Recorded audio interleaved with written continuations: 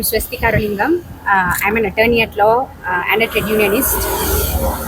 We are here today standing in front of the Bhutani building, which is a more than a 12-floor building where the TID has its office now.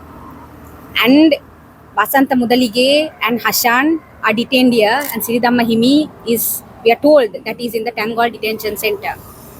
And today it's Vasantha Mudalige's birthday. So we have come here to cut a cake for him and to demand from the state to release him. He has been detained for 32 days in a dark cell in isolation, which is considered as torture under international standards. So basically the three boys who have been arrested under the Prevention of Terrorism Act have been tortured by the state for the last 32 days. With calling for the release of these three boys, we also want to highlight the problems with the Prevention of Terrorism Act, and we want to ask for the repeal of the Prevention of Terrorism Act. Now, Mr. Ali Sabri has promised the international community that he will repeal the Prevention of Terrorism Act and pass a new National Security Act in keeping with international standards. Now, history tells us what these international standards are when it comes to counter-terror. We know what this government did when they tried to bring in a counter-terror legislation in 2018.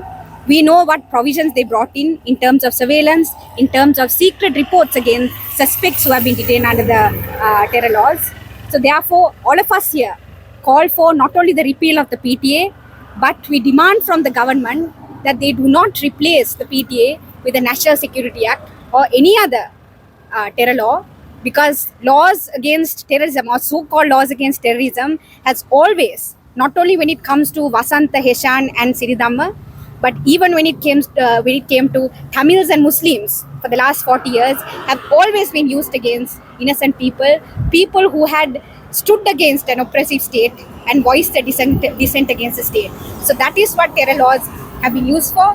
So we call the government to repeal the PTA. We call the government to not pass National Security Act or any other counter-terror law.